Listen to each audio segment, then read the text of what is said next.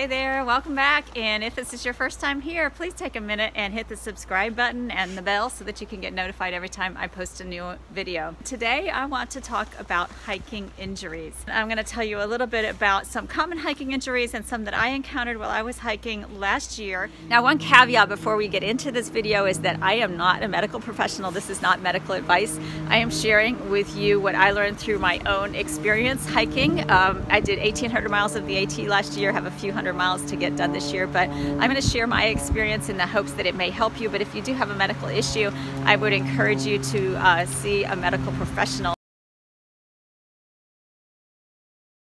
Before I started my hike, I took a wilderness first aid class through NALS. It was good to have a refresher and also good to have it in the wilderness context, because it's very helpful to know when you're out in the woods and you don't have a lot of resources, what are the things that you can use if you do end up with an injury, and how can you do self-care if you happen to be hiking by yourself, which I did a lot.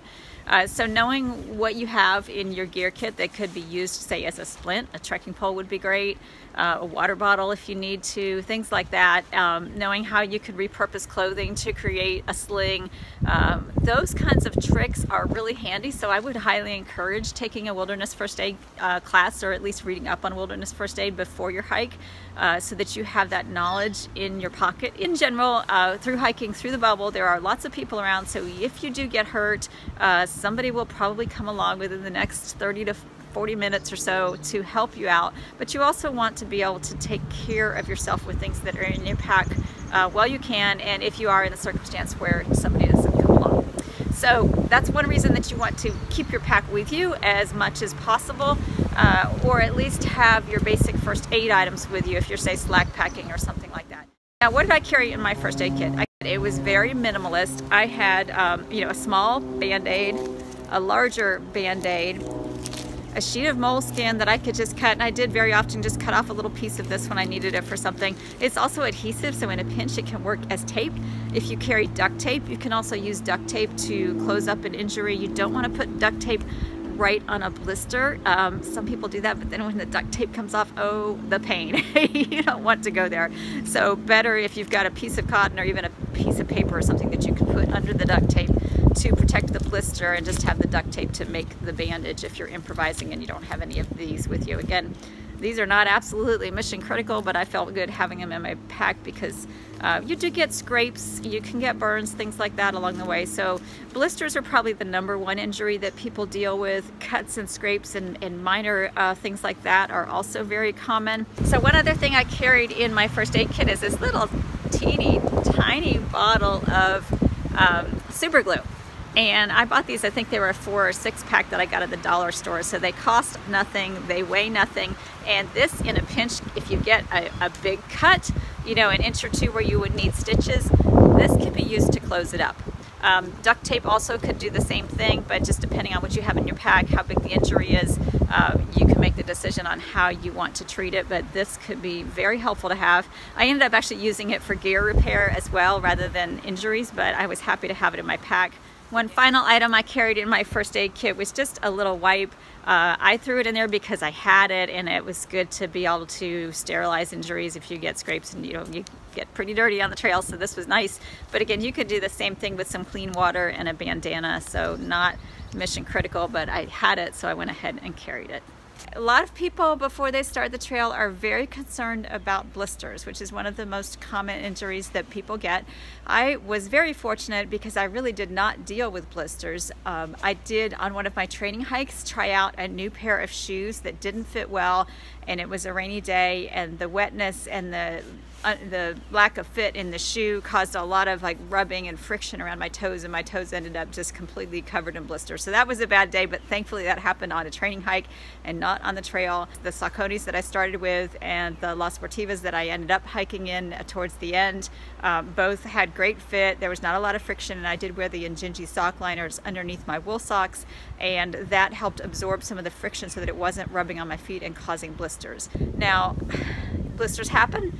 People get them in different places, and knowing how to treat them is very important so that you can keep hiking. One of the things that I heard about when I was doing research for my hike was this lamb's wool. And you can take a little piece of this, you just sort of tear it off and wrap it around a toe or the area where the blister is. If it's someplace else, like say, I got some blisters on my shoulder and I used just some moleskin to tape this onto the area that was getting blistered, and this absorbs the friction, and it's got lanolin in it because it is natural. And so this was just a godsend for me. I will put a link down in the description. You can buy this on Amazon, and I carried the package the whole way, and I probably could have gotten by with a quarter of the package. The weight difference wouldn't have really been negligible, but at the same time, this was something that I was very happy to have, very happy to find. Some other injuries that people get on the trail, I mentioned the cuts and scrapes, and the challenge with those is not so much that you need to put a band-aid on it, but that you need to keep it clean and make sure that you don't get any kind of infection. So treating those things as they come up, making sure that they scab up properly, that you're not taking the scabs off or keep re-injuring that area, is just a good hygiene to make sure that you heal well. The third kind of injury is really repetitive stress or repetitive use. So having ankle pain, knee pain, foot pain, that sort of thing is going to happen because you're hiking 2,200 miles. It is a long way and it is hard on your body. There's no two ways about it. It is not easy. No matter how much training you do, you've got that pack, you've got that weight coming down on you with every single step, and it is going to take its toll. The thing that I dealt with, it was a real challenge for me, is the pain that I'm feeling pain that needs rest, that is going to require me to get off the trail? Do I need to be off my feet, or is it something that I can keep hiking through? I went to the doctor in Hot Springs, in Damascus, and again outside of Great Barrington. And the first time in Hot Springs, the doctor said, well, it could be plantar fasciitis or it could be Achilles tendonitis. It was a real non-specific diagnosis. And the recommendation was to rest for a couple of days and my foot should be better. So I did that. It helped a little bit, but not to the degree that I would have hoped. So as I kept getting that kind of feedback from doctors along the way, I learned that, number one, doctors don't always know exactly what's going on, especially if they're not hikers. So they're going to give you their best guess and give you the traditional treatments, which are the RICE formula: rest, ice, compression, and elevation. That's fine if you can do that on the trail, but it's not always easy, and you don't necessarily want to be getting off the trail for 2 days or 3 days or 4 days to rest unless it's really going to make a difference for you.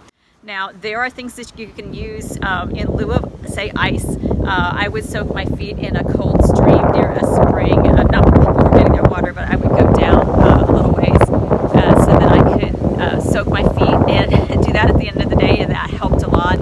Learning specific stretches that would help. If you have issues, say, with an IT band, stretches are going to make all the difference in the world. And your IT band actually comes from your hip down beside your knee, and a lot of people experience that as knee pain, but it's not necessarily the knee itself. It's coming down from the hip, so you really have to stretch the hip flexors to get that pain to improve in the knee, particularly when you're going downhill. Now, I did go to the foot clinic in Damascus during trail days, and we kind of got down to, yes, it sounds like it is Achilles tendonitis that I was dealing with. So that, knowing what it was very helpful. Knowing that I could power through and just keep hiking was encouraging. Now, when I was in the middle of Virginia, I did hurt the outside of my foot, kind of like right along here. I strained a tendon, and it very quickly got to a point where I couldn't put any weight on that foot at all. I ended up using my trekking poles as crutches for the day, and then I had to get off trail. I went to a hotel and rested for a couple days, and then my husband was actually coming up to visit. So he went ahead and picked me up in Lexington, and we did our pre-planned couples weekend, which is good because it kept me off my foot for another few days. But all told, that was about a week off the trail. So I just used a lot of compression. I bought some stretchy tape. A lot of people use KT tape to help with different types of injuries, and if you're interested in that, you can find KT tape online, and it does come with a little booklet that shows you all the different ways to tape. I found just some cheap, stretchy athletic tape that I could reuse, and I found that that worked better for me than the strips of the KT tape, which would last a couple days and then start to peel off. One final thing that I did use that a lot of people do is knee braces, and when I did start to get aches and pains in my knees, I would use a knee brace. I only carried one, and I would just kind of switch it back and forth between whichever knee was hurting and alleviate some of that repetitive use strain that you get from hiking up and down hills. Now, further down the trail, I had some fairly significant pain from hiking into Harper's Ferry. It was a very rocky trail. I was hurrying to get down to Florida to see my mom for her heart surgery, and I just kept banging my toes against the rocks and didn't realize it at the time, even though I was in Florida for a week resting. I didn't realize how bad that pain was until I got back on the trail and discovered that my foot hurt almost as if I had a stress fracture. And I hiked on it for several more weeks, and instead of getting better, it was getting worse. And that really concerned me because I thought, okay, if I have a stress fracture, it almost started to feel like it was like scraping as I was stepping, and I thought, does that mean that the bone is actually going to break and I'm going to be out here hiking on a broken foot? So that's why I went to the doctor outside of Great Barrington, and again, they didn't see a stress fracture on the x-ray, and very often stress fractures don't show up on an x-ray until they've actually healed, which is a fun fact that I didn't know at the time, but you know, I couldn't get a diagnosis for that pain. So I decided, because it was getting in my head and it was really messing with my mindset, to just get off trail for a couple days. I went and visited with some friends, took a break, and it was more almost a mental health break than a foot break, but I was able to sort of just get my motivation back, and when I got back on the trail, I was ready to go and just hike through the pain because, you know, officially I didn't have a stress fracture, didn't have the doctor telling me that I needed to be off trail other than to just rest for a couple days, which I had done. So I did that and I continued on, and eventually the pain finally went away and I started feeling really strong by the time I was coming into New Hampshire and Maine. So that unknown pain, I think, is the biggest frustration, because so much of it is just, it's kind of non-specific. You ache, you don't feel great, you might get 10 miles in and then start feeling like I can't go any further. For me, that was an issue because it slowed me down when I wanted to be doing 14 or 16 or 18 miles a day. I was topping out because of the pain. So it's frustrating, and it does get into your mind. So then you've got to make the personal decision. Do I want to keep hiking like this, or is it taking so much fun out of the process that it's time to call it quits? That's a very, very personal decision, and I'm not going to fault anybody for saying, I've had enough, I need to go home. But if you really want to make it to Maine, then you have to find a way to work through that pain, and it's not easy, but I know it can be done and people do it. So I'll let you make the judgment call on that one.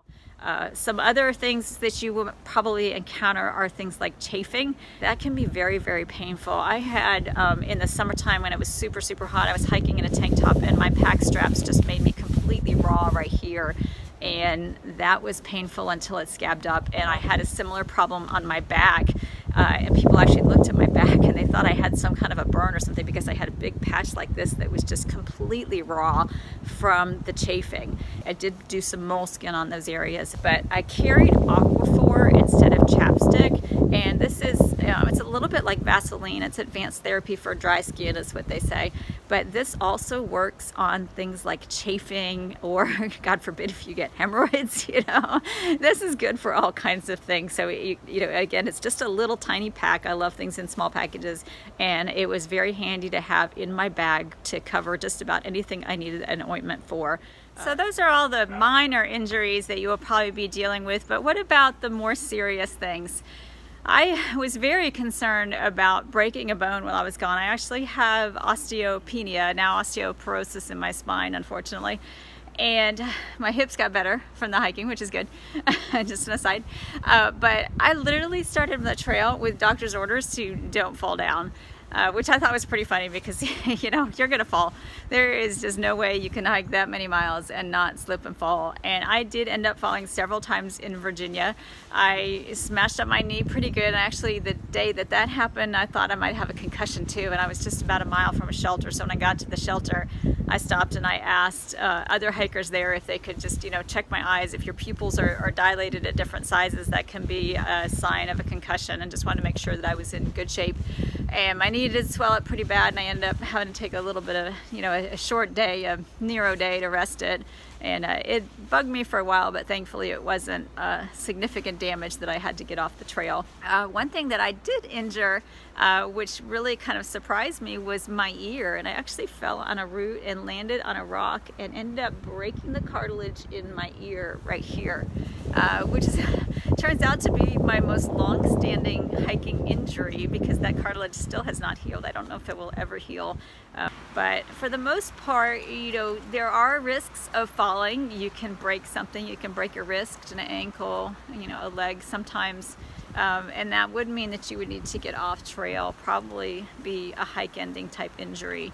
You could also fall and hit your head, or you could be hit by a falling branch. That doesn't happen too often, but it does help to look for widowmakers when you pitch your tent or when you take a break, just to be cautious.